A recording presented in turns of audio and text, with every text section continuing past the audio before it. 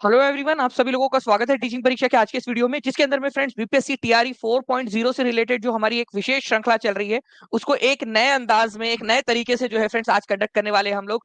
जितने भी लोग जुड़ चुके हैं उन सभी का स्वागत है। सभी लोग गुड आफ्टरनून कह रहे हैं, बहुत बहुत शुक्रिया आप सभी लोगों का, सभी को गुड आफ्टरनून। और चलिए जल्दी से हम लोग फ्रेंड्स हमारे हमारे सेशन की तरफ में बढ़ते हैं। और जितने भी बच्चे यहाँ पर में क्विज खेल रहे थे, एक दूसरे के साथ में क्वेश्चन पूछ रहे थे, ये वो बच्चे हैं फ्रेंड्स जो के कंटिन्यूअसली अपने आप को अपग्रेड कर रहे हैं, तो उन सभी लोगों का भी बहुत बहुत अभिनंदन।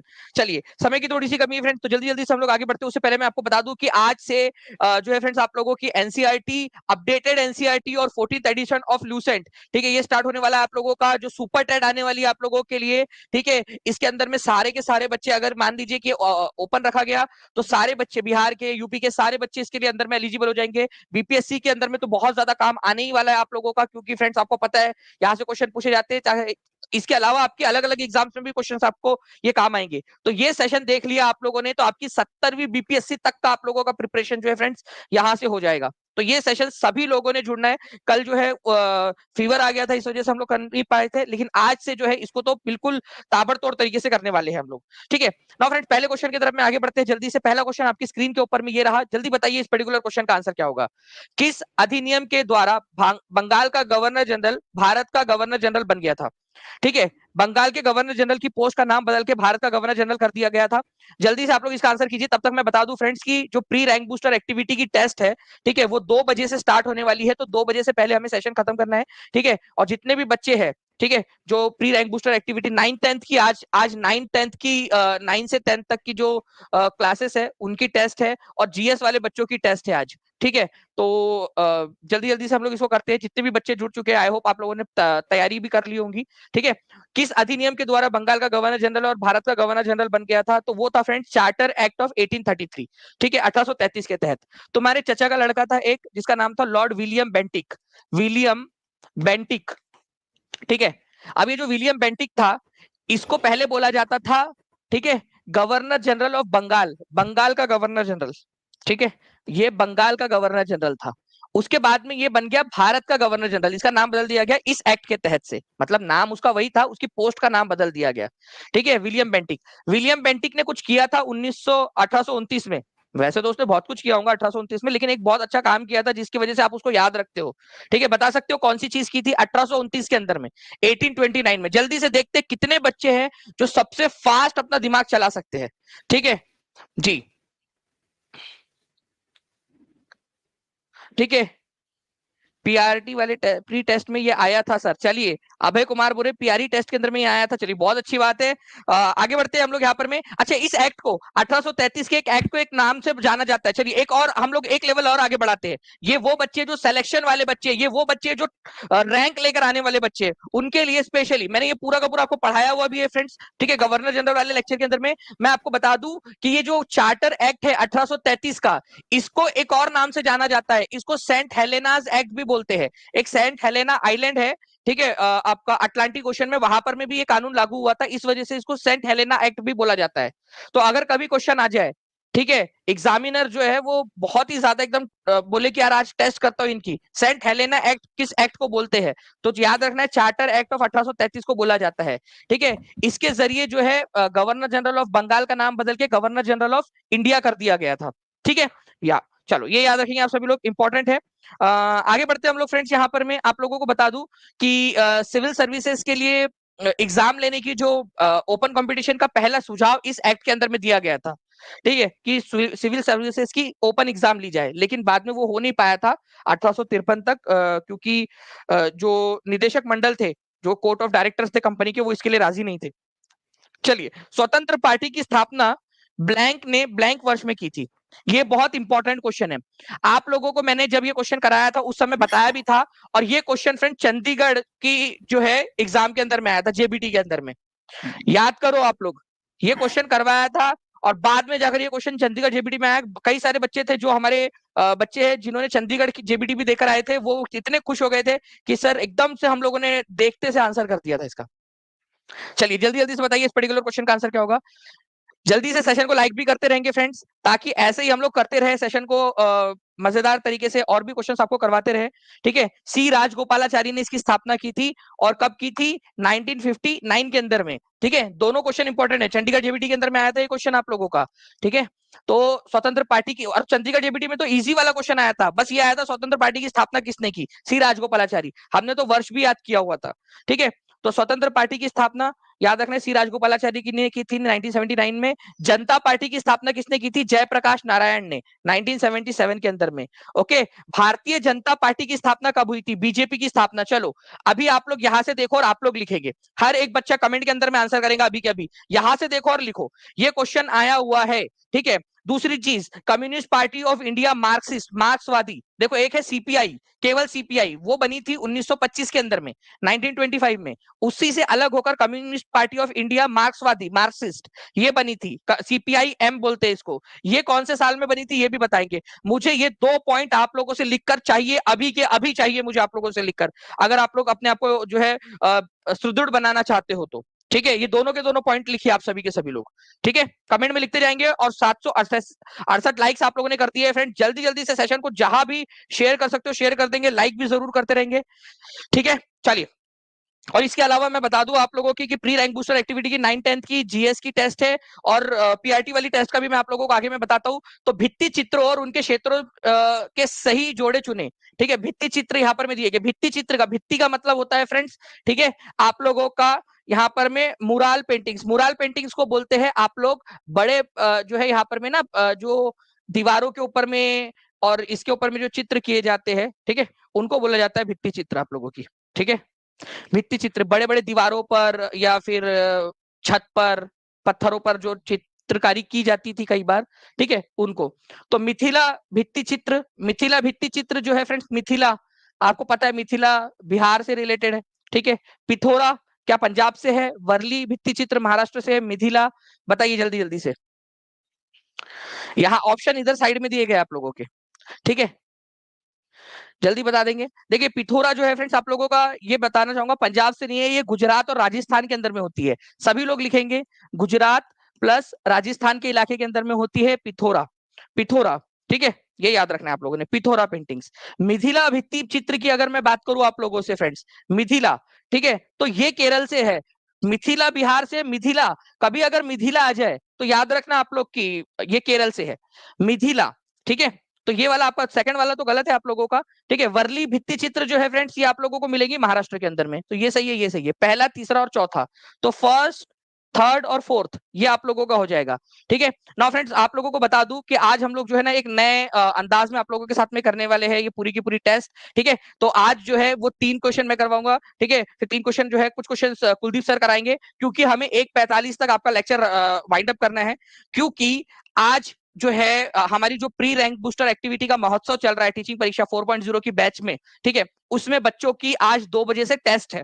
ठीक है, और पीआरटी की जो टेस्ट थी आज रात में, ठीक है, जो पीआरटी टेस्ट 2 थी उसको हमने कल के लिए पोस्टपोन किया है, क्योंकि आज रात में आप लोगों की आंसर की आने वाली है पीआरटी की, उस वजह से हमने उसको कल के लिए पोस्टपोन किया है। बाकी जो बच्चे 9-10 के अंदर में, 6 to 8 के अंदर में या जीएस के अंदर में एनरोल हुए थे, उन बच्चों को भी अगर पीआरटी टेस्ट 2 देना है तो उनके लिए मैंने एक प्रोसीजर बताया था आपको, मैंने एक इंटरनल नंबर दिया हुआ है आप लोगों को ऐप में। ठीक है, पेड वाले स्टूडेंट्स को उसके अंदर में आप कांटेक्ट करके उसमें एनरोल करवा सकते थे, वो प्रक्रिया मैंने बता दी थी पूरी। ठीक है, चलिए, तो अभी जो है फ्रेंड्स 2 बजे वाली वो भी होने वाली है, तो जल्दी से मैं कुलदीप सर को आमंत्रित करना चाहूंगा। कुलदीप सर आप लोगों के सामने यहाँ पर में मौजूद है। कुलदीप सर प्लीज कुछ क्वेश्चंस आप भी करा दीजिए, क्योंकि आपकी 2 बजे की क्लास नहीं हो पाएगी, तो आप भी कुछ क्वेश्चन ले लीजिए। और बच्चे लोग जल्दी जल्दी से, कुलदीप सर के लिए एक लाइक तो बनता है आप लोगों का, जल्दी से। ठीक है जी सर, चलो ओवर टू यू सर। जी सर। प्यारे बच्चों फिर से एक बार मैं स्वागत करता हूं टीम परीक्षा में। देखिए आज 2 बजे जो टेस्ट होने वाली है उसके वजह से जो शायद 2 बजे का मेरा साइंस का जो क्लास होने वाला था वो नहीं होने वाला है, पर उसी के वजह से एक जीएस की प्रैक्टिस कर जो है, जीएस और साइंस दोनों भी साथ मिलकर ये क्वेश्चंस ले रहे हैं। तो सभी लोग जल्दी से, आपके सामने एक क्वेश्चन रख दिया है तो जल्दी से इसका आंसर कर देंगे। How many chromosome does a human cell contain? किसी भी इंसानी कोशिका में कितने गुणसूत्र होते हैं ये पूछा गया है, तो आपका आंसर क्या रहेगा जी? इसका रहेगा 46। यहां पे अगर आपको ध्यान में रखना है, पेयर की अगर बात की जाए तो कितने पेयर्स रहेंगे? 23 पेयर्स रहेंगे। और 23 पेयर्स में एक पेयर ऐसी होती है, एक जोड़ी ऐसी होती है जिसे हम बोलते हैं सेक्स पेयर बोला जाता है। क्या बोला जाता है? सेक्स पेयर बोला जाता है। और सेक्स पेयर के बारे में अगर बात पूछी जाए तो सेक्स पेयर में बस दो क्रोमोसोम होते हैं, एक एक्स होता है और एक वाई होता है। कौन सा होता है? एक एक्स होता है और एक वाई होता है। वही अगर मैं बात करूं, इंसानों में दो जातियां होती है, एक मादा होता है और एक नर होता है। सभी को पता है ना ये बात? सभी को पता है, एक मादा होती है, एक नर होता है, जिसे हम मेल बोलते हैं और फीमेल बोलते हैं। इन मादा और नर को अलग करने वाली बस एक ही पेयर होती है जिसे हम सेक्स पेयर बोलते हैं। और उसमें अगर पूछा जाए कि मेल के अंदर कौन सी पेयर होती है तो कौन सी पेयर रहेगी मेल के अंदर? सभी लोग कमेंट बॉक्स में लिखेंगे कौन सी पेयर रहेगी, कौन सी जोड़ी रहेगी। और उसी तरह से अगर मैं बात करूं फीमेल की, तो फीमेल के अंदर कौन सी जोड़ी रहेगी ये भी सभी लोग आप कमेंट बॉक्स में लिख दोगे। फीमेल के अंदर कौन सी जोड़ी रहने वाली है जी? वो रहने वाली है आपकी एक्स एक्स। कौन सी जोड़ी रहेगी? एक्स एक्स रहेगी। ये सभी बातें आपको ध्यान में रखनी है। क्लियर हो गया? यहाँ पे रहेगा आपका एक्स एक्स और यहाँ पे रहेगी आपकी एक्स वाई। ये क्लियर है? क्लियर है। चलिए आगे बढ़ते हैं, नेक्स्ट क्वेश्चन लेते हैं। चलिए नेक्स्ट क्वेश्चन ये रहा आप सभी के लिए, सभी लोग इसका भी आंसर कर देंगे। यहां पे पूछा गया है कि जो मोनेरा ग्रुप होता है, हमने सभी ने पढ़ा है बायोलॉजिकल क्लासिफिकेशन, उसमें जो ग्रुप्स पढ़े थे उसमें मोनेरा ग्रुप हमने पढ़ा था, बराबर है? तो यहां पे पूछा गया है जो मोनेरा ग्रुप होता है उसमें कौन सा जीव आता है? क्या वो उसमें मशरूम आएगा, ईस्ट आएगा, बैक्टीरिया आया या मोसेस आएगा? ये क्वेश्चन आपका एसएससी में पूछा गया क्वेश्चन है। ये किसमें? आपके एसएससी में पूछा गया क्वेश्चन है। तो सभी लोग जल्दी से इसका आंसर कर देंगे। इसका आंसर क्या रहने वाला है? क्या रहेगा जी? बहुत बढ़िया, सभी ने आंसर बता दिया। इसका आंसर रहेगा आपका बैक्टीरिया माने की जीवाणु। बैक्टीरिया माने की जीवाणु। और बैक्टीरिया कौन से ग्रुप में आते हैं? मोनेरा में। और मोनेरा में जो उपस्थित जीव होते हैं उनको प्रोकैरियोटिक्स बोला जाता है। क्या बोला जाता है? प्रोकैरियोटिक्स बोला जाता है। प्रोकैरियोटिक्स क्यों बोला जाता है? क्योंकि इनके अंदर भाई साहब न्यूक्लियस नहीं होता है। न्यूक्लियस नहीं होता है, होता भी है तो उनके ऊपर न्यूक्लियर मेम्ब्रेन नहीं होता है। माने कि जो इनके अंदर डीएनए और आरएनए रहेगा, ये कहां पे रहेंगे जी? ये आपके साइटोप्लाज्म में रहते हैं, जिसे हम कोशिका द्रव्य बोलते हैं। क्या बोलते हैं? कोशिका द्रव्य बोलते हैं। और ये आप सभी के लिए मोस्ट इंपॉर्टेंट बात हो जाएगी। यहां पे पूछ सकते हैं कि बैक्टीरिया माने कि जीवाणु के अंदर जो डीएनए और आरएनए होता है वो कहां मौजूद होता है? इसका आंसर आपका क्या रहेगा? इसका आंसर रहेगा आपका साइटोप्लाज्म। क्या रहेगा? साइटोप्लाज्म। साथ में एक और बात आपको ध्यान में रखनी है कि बैक्टीरिया माने कि प्रोकैरियोटिक जो हो गए, उनके अंदर जो राइबोसोम होता है वो कौन सा होता है? वो होता है आपका 70S नाम का। कौन सा होता है? 70S नाम का होता है। ये बातें भी आपको ध्यान में रखना पड़ेगा।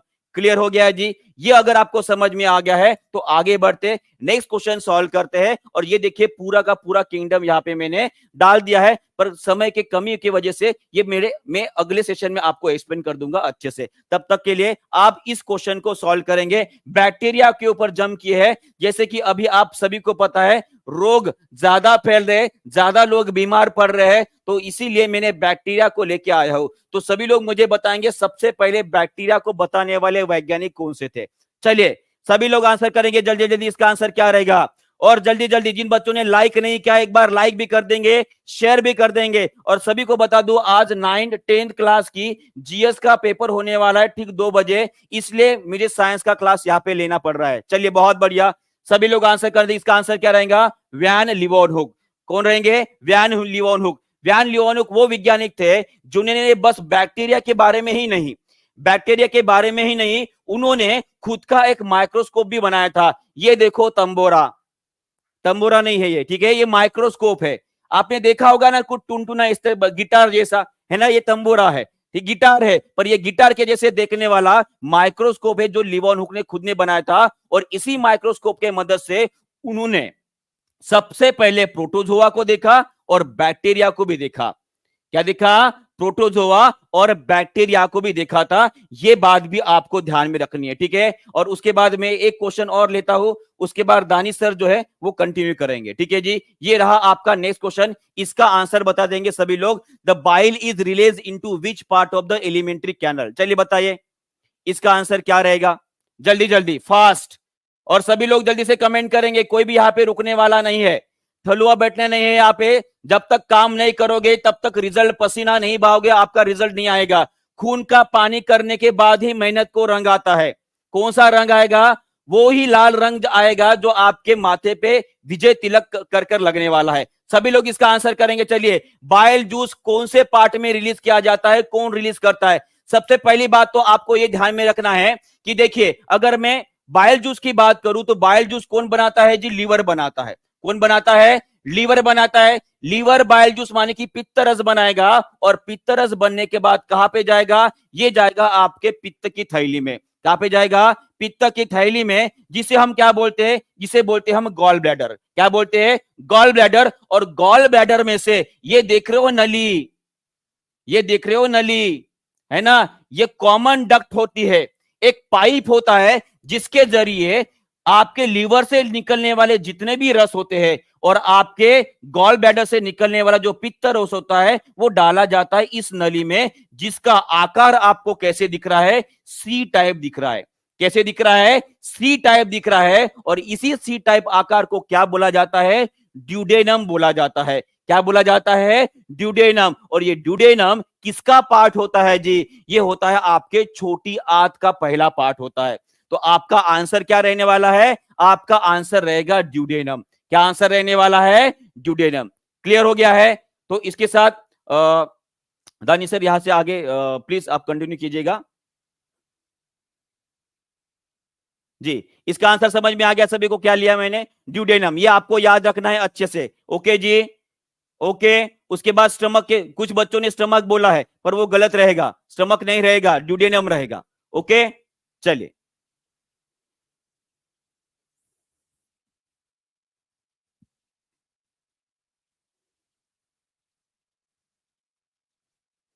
बहुत बढ़िया, बहुत बढ़िया, बहुत बढ़िया। क्लियर है? चलिए, उसके बाद आगे बढ़ते, इसका भी आंसर बता दीजिए। इसका आंसर क्या रहेगा? Which of the following aqua solution will turn blue litmus to red? यहां पे पूछा गया है, अगर आपको दिया गया नीला वाला पेपर, लिटमस पेपर है ना, और नीले लिटमस पेपर को अगर रेड बनाया जाता है तो उसके लिए कौन सा केमिकल यहां पे रिस्पॉन्सिबल रहेगा? ये क्वेश्चन जो है आपका बड़ा ही जबरदस्त क्वेश्चन है। ये बीपीएससी में ही पूछा गया क्वेश्चन है, बाद में अदर एग्जामिनेशन में इसके बारे में पूछा गया है। तो सभी लोग इसका आंसर करेंगे। लिटमस अगर ब्लू टू रेड हो रहा है तो यहां पे पहली बात तो आपको समझ में आ गई है, अगर ब्लू लिटमस पेपर अगर रेड में कन्वर्ट हो रहा है तो इसके लिए रिस्पॉन्सिबल कौन रहेगा? इसके लिए एसिड रिस्पॉन्सिबल रहेगा, जिसे हम अम्ल बोलेंगे। क्या बोलेंगे? अम्ल। अब आपको यह सोचना है कि यहां पे अम्लीय पदार्थ तो कौन सा रहेगा? क्या कॉपर ऑक्साइड रहेगा? जी नहीं। क्या आयरन ऑक्साइड रहेगा? जी नहीं। क्या मैग्नीशियम ऑक्साइड रहेगा? जी नहीं। आपका आंसर रहेगा सल्फर डाइऑक्साइड।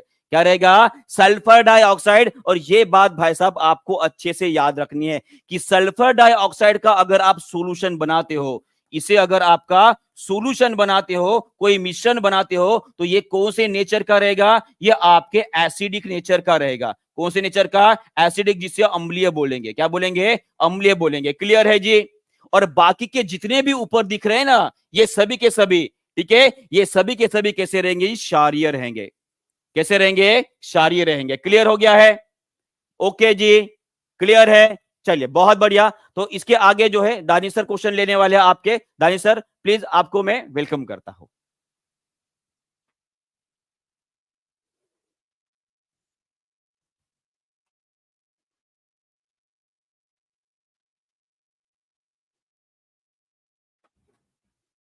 कंटिन्यू करो। ओके, ठीक है, ठीक। ओके, कंटिन्यू कर रहा हूं यहां से, उसके बाद आखिरी में दानिश सर आ जाएंगे। ठीक है, चलिए आगे बढ़ते हैं। चलिए, इसका आंसर बता देंगे सभी लोग। इसका आंसर बताएंगे, ऑन्कोलॉजी के अंतर्गत अध्ययन किया जाने वाला कौन सा होता है? ऑन्कोलॉजी मतलब एक प्रकार की विज्ञान की शाखा होती है, उसमें किसकी स्टडी की जाती है, इसमें किसकी पढ़ाई की जाती है। सभी लोग जल्दी से आंसर करेंगे इसका। जी सर आने वाले हैं, सर आने वाले, सब्र रखिए थोड़ा सा, ठीक है, सब्र रखिए। चलिए बताइए इसका आंसर क्या रहेगा। ऑन्कोलॉजी के अंतर्गत अध्ययन किया जाने वाला कौन सा होता है, चलिए बताइए इसका आंसर क्या रहेगा। पक्षी का अध्ययन किया जाएगा, कैंसर का, स्तनपाइयों का, या मिट्टी का, चलिए बताइए। चलिए बताइए, सभी लोगों ने आंसर कर दिया है, कर दिया, बहुत बढ़िया। इसका आंसर रहेगा आपका कैंसर। क्या रहेगा, कैंसर रहेगा। और मैं बता दूं, कैंसर के ऊपर पक्का क्वेश्चन छपने वाला है आपके एग्जामिनेशन में, क्योंकि बीपीएससी, बीपीएससी टीआरई जो 3.0 का एग्जामिनेशन होता है, जो आपका एग्जाम कैंसल हुआ था, कैंसल होता, उसमें एक क्वेश्चन पूछा गया था। एक थेरेपी है जिसका नाम है कार टी सेल थेरेपी। क्या नाम है जी, कार टी सेल थेरेपी। सभी लोग कमेंट बॉक्स में लिखेंगे, क्या लिखेंगे, ये कार टी सेल थेरेपी कौन से डिसीज के लिए इस्तेमाल की जाती है। और हमारे इंडिया में इस थेरेपी को इस्तेमाल कर बहुत सारे लोगों को जो है ठीक भी किया गया है। तो कार टी सेल थेरेपी मतलब कि क्या है जी, मतलब कि ये है, ये कैंसर को दुरुस्त करने के लिए इस्तेमाल की जाती है। इसमें क्या होता है, आपके शरीर के अंदर जो लिम्फोसाइट्स होते हैं, लिम्फोसाइट्स होते हैं, ऐसी कोशिका है, ऐसी डब्ल्यूबीसी है, व्हाइट ब्लड सेल्स का ही एक टाइप होता है जिसे हम लिम्फोसाइट्स बोलते हैं। क्या बोलते हैं, सभी लोग कमेंट बॉक्स में लिखेंगे। पूछ सकते हैं कि कार टी सेल थेरेपी में डब्ल्यूबीसी की कौन सी कोशिकाओं का इस्तेमाल किया जाता है, तो उसका आंसर रहेगा आपका लिम्फोसाइट। क्या रहेगा जी, लिम्फोसाइट। क्लियर है, समझ में आ गया है।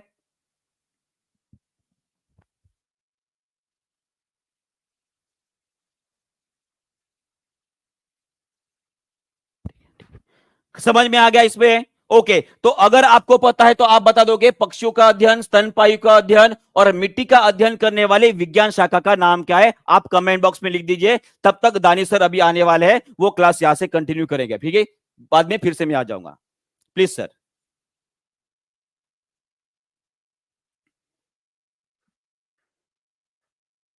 Thank you very much sir. और चलिए फ्रेंड्स, हम लोग यहाँ पर में कुछ और क्वेश्चन जो है वो हमारे कर लेते हैं जल्दी जल्दी से। और क्योंकि हमें फिर टेस्ट जो है फ्रेंड्स उसकी भी तैयारियां पीछे से चल रही है, ठीक है। तो अगर हम लोग बात करेंगे फ्रेंड्स यहाँ पर में हमारे इस पर्टिकुलर क्वेश्चन की, इसके अंदर में बोला गया है लोकसभा की बैठक गठित करने के लिए कोरम क्या होता है। अब देखिए ये कोरम जो है ना फ्रेंड्स बहुत ही इंपॉर्टेंट टर्म है, ठीक है। आप लोगों को पता होना चाहिए कि कोरम, अगर कोरम शब्द का ही मतलब पूछ लिया जाए तो कई सारे बच्चे कोरम का ये मतलब नहीं बता पाएंगे। इसका मतलब होता है minimum number of members to be present to continue the meeting of that house. न्यूनतम संख्या सदस्यों की जो मौजूद होनी चाहिए उस सदन के अंदर में, अगर सदन की कार्रवाई आगे बढ़ानी है। नहीं तो पता चले कि मोटा भाई छोटा भाई दोनों आ गए रात में, ठीक है, दरवाजा खोले एक नंबर, ठीक है, एकदम चुपके चुपके से, और ठीक है, और गए अंदर में एक बिल पास कराए, ठीक है, कौन लोग इसके अंदर में हाँ बोलते, दोनों ने हाँ बोला और एक बिल पास करा दिया। ऐसा नहीं होना चाहिए ना, ठीक है। तो यहाँ पर में फ्रेंड्स कोरम की वो रखी गई है कि कम से कम इतने सदस्य जो है वो मौजूद होने चाहिए इसमें, तभी जो है उसमें होगा। कई बार ऐसा होता है लोकसभा के अंदर में, लोकसभा टीवी के ऊपर में भी आप लोग देखोगे, या जो अभी जिसको संसद टीवी नाम दे दिया गया है, और राज्यसभा में भी, कि वो घंटी बजाई जाती है, जैसी कोरम खत्म हुआ ना वैसी घंटी बज जाती है कि रुक जाओ, जैसे से वैसे रुक जाओ, कुछ आगे नहीं बढ़ेगा, कोई रिकॉर्ड में नहीं जाएगा कुछ भी। तो ये कोरम जो है फ्रेंड्स ये होता है 1/10। अब मुझे बताइए कोरम के बारे में कौन से आर्टिकल में बात की गई है, आर्टिकल में, ठीक है, कौन सा वाला आर्टिकल है जिसमें ये बात की गई है। तो मैं आप लोगों को वो भी बता देता हूं कि अगर सदन की कार्रवाई चालू रखनी है तो मिनिमम जो है 10% लोग वहां मौजूद होने चाहिए। एक दहाई या 10% जिसको आप लोग बोल सकते हो, 1/10 या 10%, ठीक है। ये बात आर्टिकल नंबर 100 में बोली गई है, ठीक है। 100% ये बात सही है कि 10% लोग वहां पर में रहने चाहिए, ठीक है, मौजूद, तभी मीटिंग आगे बढ़ेगी। तो लोकसभा हो चाहे राज्यसभा हो, उनका कोरम कितना है, 10, ठीक है, प्रतिशत का, 1/10 बोल सकते हो। तो अगर मैं इसको नंबर में आपको बताऊं तो लोकसभा जो है आपका, इसका कोरम बनता है 25, ठीक है, ये ठीक है, यहाँ पर में कोरम बनता है इसका यहाँ पर में 55, ओके, लोकसभा का। और राज्यसभा जो है इसका कोरम बनता है 25, ठीक है। तो इतने मेंबर्स जो है वो कम से कम मौजूद होने चाहिए तभी कार्रवाई चलेगी। जैसे ही लोकसभा में यहाँ पर में एक भी मेंबर कम हुआ, ठीक है, तो वहां पर में जो है वो लोकसभा की कार्रवाई रुक जाएंगी, फिर वो घंटी बजती है कि जल्दी आ जाओ करके, ठीक है, नहीं तो अदरवाइज कार्रवाई आगे नहीं चलेंगी। और फिर वो राज्यसभा जो है फ्रेंड्स उसमें भी सेम तरीके का होता है यहाँ पर में, ओके।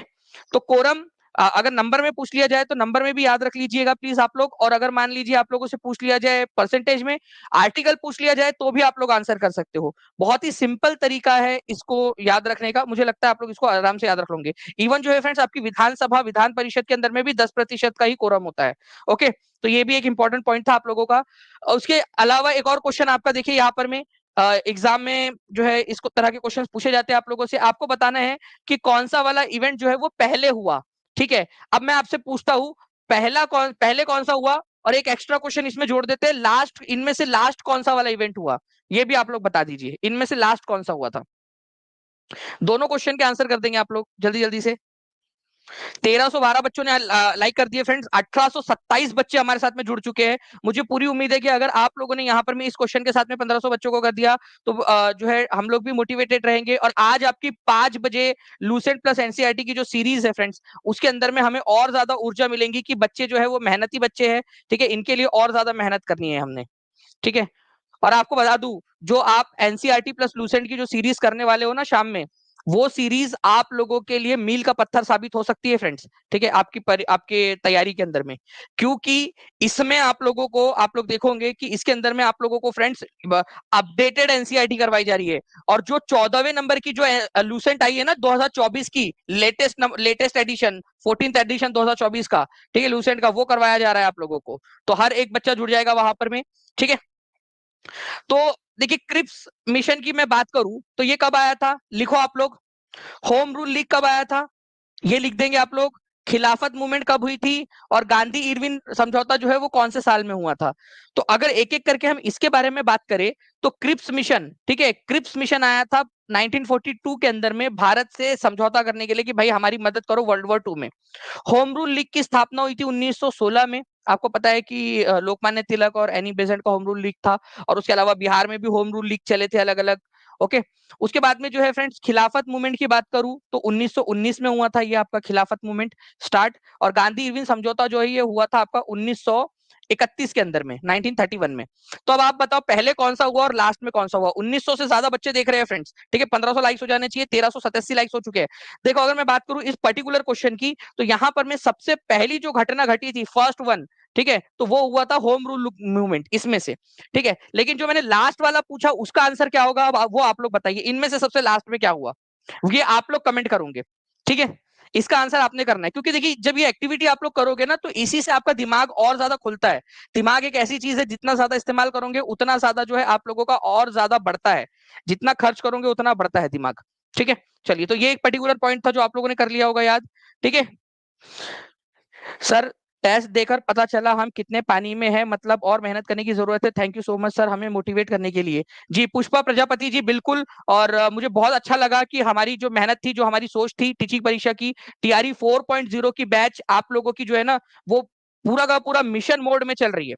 इसी वजह से जो आपने कहा कि आपको पता चला अभी, ठीक है, पता चला, ये बहुत ज्यादा अच्छी चीज आपने लिखी है, और जो हम लोग जो चाह रहे थे ना वही चीज आपने लिख दी है यहाँ पर में।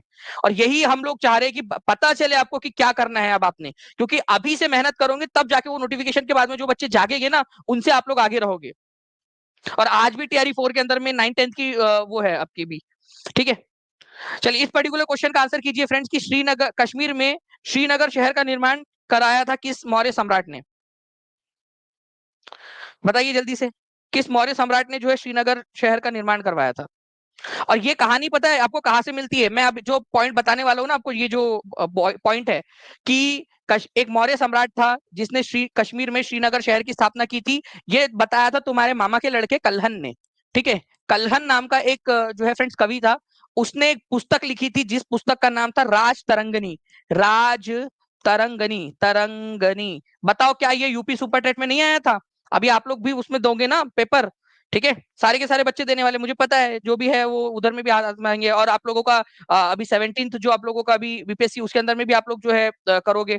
तो कल्हन ने राज तरंगिनी नाम की पुस्तक लिखी है। ठीक है, राज तरंगिनी के अंदर में उसने बताया है सारे के सारे कश्मीर के राजाओं के बारे में, कि राज तरंगिनी में उसने क्या बताया है। तो कश्मीर के जो राजा है, कश्मीर के जो राजा हुए हैं अलग अलग, ठीक है, राजाओं के बारे में उसने जानकारी दी है, बारे में उसने जानकारी दी है। तो ऐसे ही एक अध्याय में उसने बताया है कि मौर्य सम्राट थे, ठीक है, अशोका, उन्होंने श्रीनगर नाम का शहर जो है वो बसाया था, ठीक है, श्रीनगर नाम का शहर बसाया था। उसका जो नाम है फ्रेंड्स, जो सिटी आप जिसको श्रीनगर बोलते हो, उसका नाम था पुरनाधिस्तान, ठीक है, पुरनाधिस्तान उसका नाम था। ओके, पुरनाधिस्तान, ठीक है। अभी भी उस जगह को हम लोग जो है पंडरेथन के नाम से जानते हैं, ठीक है। तो श्रीनगर शहर की स्थापना जो है अकॉर्डिंग टू कल्हन राजतरंगिणी के अंदर में अशोका ने करवाई थी। ये क्वेश्चन बहुत ही फेमस है, कितने सारे पॉइंट क्लियर हो गए। कल्हन ने किस बारे में जानकारी दी है? कश्मीर के राजाओं के बारे में। उसने पुस्तक कौन सी लिखी है? राजतरंगिणी लिखी है।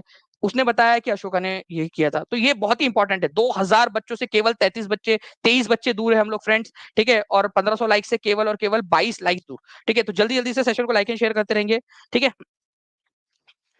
ओके, नेक्स्ट क्वेश्चन की तरफ में आगे बढ़ते हैं फ्रेंड्स। हु लेड सॉल्ट सत्याग्रह इन भागलपुर? ये क्वेश्चन देखिए मैं इसलिए करवा रहा हूँ आपको बार बार क्योंकि ये ना बहुत ही इंपॉर्टेंट है। अब देखिए यहाँ पर में किसी ने silk city, silk of city से चलिए बताइए फिर सिल्क सिटी किसको बोलते हैं ये भी बता दीजिए। उन्होंने बोला कि सिल्क सिटी से अभिवादन स्वीकार कीजिए।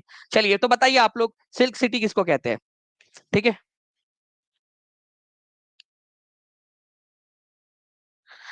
जी, तो देखिए फ्रेंड्स, अगर हम लोग बात करेंगे भागलपुर से नमक सत्याग्रह, नमक सत्याग्रह कौन से साल में चला था? 1930 के अंदर में, ठीक है। गांधी जी ने दांडी यात्रा निकाली थी, उसके बाद में नमक सत्याग्रह स्टार्ट हुआ था, जिसको सिविल डिसोबीडियंस मूवमेंट भी कहते हैं। भागलपुर जिले के अंदर में महादेव लाल सर्राफ जो थे, उन्होंने इस आंदोलन का नेतृत्व किया था, ठीक है। तो आंसर हो जाएगा यहाँ पर में महादेव लाल सर्राफ। ये 65वीं बीपीएससी में आया हुआ क्वेश्चन है, कभी भी आ सकता है आप लोगों के एग्जाम में। नाउ फ्रेंड्स, अलग अलग और भी जो नेता है उनकी लिस्ट मैंने ऑलरेडी दिया हुआ है आपको। मुझे ना एक काम करेंगे आप लोग, आज जो है आप लोगों ने एक काम करना है, आप सभी लोगों ने, आप लोग जो है नीचे में कमेंट में जो है क्वेश्चंस बनाइए। आप लोग क्वेश्चंस बनाइए कि इसमें से क्या क्वेश्चन बन सकता है। आप लोग क्वेश्चन बनिए, पूछिए हाजीपुर से किसने जो है नेतृत्व किया था, पटना से किसने किया था, मुंगेर से किसने किया था, लखीसराय से, दरभंगा से किसने किया था नेतृत्व। आप लोग क्वेश्चन बनाओगे, देखते कौन कितना जो है टफ क्वेश्चन बना सकता है, कितना बढ़िया तरीके से बना सकता है। या गिरीश तिवारी, या ऐसा पूछ सकते हो आप लोग कि भरत मिश्र ने कहां से नमक सत्याग्रह का नेतृत्व किया था बिहार के अंदर में। जो भी क्वेश्चन आप बना सकते हो बनाइए आप लोग, ठीक है। यस सर, आप इमेज सेक्शन में दिए हैं, very nice sir, thank you very much Piyu ji. Image section में भी दिया हुआ है। और मैं आपको बता दूं फ्रेंड्स कि अभी जो है आप लोगों की टेस्ट होने वाली है। मैं जो है कुलदीप सर को एक क्वेश्चन और जो है उसके लिए देना चाहूंगा यहाँ पर में। अच्छा चलिए, अभी यहाँ पर में जो है फ्रेंड्स हम लोग टेस्ट की तरफ में अब हम लोग जा रहे हैं क्योंकि 1:44 हो चुके हैं, ठीक है। तो जितने भी बच्चे टेस्ट है उनकी 2 बजे की वो लोग TRE 4 के बैच के अंदर में आ सकते हैं, ठीक है। और हम लोग जो है 5 बजे वाले सेशन के अंदर में मिलेंगे। तो सभी बच्चे 5 बजे वाले सेशन के लिए तैयार हो जाइएगा फ्रेंड्स, क्योंकि ये सेशन आप लोगों के लिए बहुत ज्यादा इंपॉर्टेंट है। जितना आपका रिस्पॉन्स रहेगा उतना ज्यादा हम पढ़ाएंगे आपको, ठीक है। जितना ज्यादा आपका रिस्पॉन्स उतना ज्यादा आपके लिए मेहनत करेंगे, ठीक है। तो इसको करिए अच्छे से। बाकी जो है मिलते हैं 5 बजे। और टेस्ट आप लोग दे दीजिए जाकर, जिन भी बच्चों का टेस्ट है। मैं अभी लाइव जाऊंगा ऐप के अंदर में, TRE 4 के अंदर में, उसमें बता भी दूंगा कि किस प्रकार से आपने टेस्ट देनी है, ठीक है। चलो, thank you very much friends, take care and bye, God bless you all, thank you very much, bye, thank you.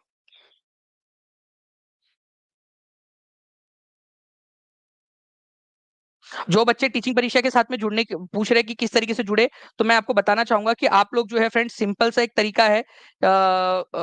आप लोग अगर देखोगे तो नीचे में एक नंबर चल रहा है 7611101101, 96978844, इस पर कॉल या व्हाट्सएप कर दीजिए। टीम आपकी मदद कर देंगी। सबसे ज्यादा सिलेक्शन देने वाला इंस्टीट्यूट, ठीक है, ऑनलाइन टीचिंग इंस्टीट्यूट, जहां पर मैं आप लोगों को बहुत सारी चीजें की जा रही है और कंटिन्यूअसली हम एफर्ट ले रहे हैं। अभी से जब आपका नोटिफिकेशन भी नहीं आया तब से हम आपके लिए ऊपर में काम करना स्टार्ट कर दिए, क्योंकि हमें चाहिए आपका रिजल्ट, ठीक है। हमें चाहिए आपकी रैंक, रैंक चाहिए भाई, रैंक लेकर आनी है। टीचिंग परीक्षा से आना चाहिए सारी रैंक। ओके, चलो, thank you very much friends, take care and bye, God bless you all, thank you friends, bye, thank you.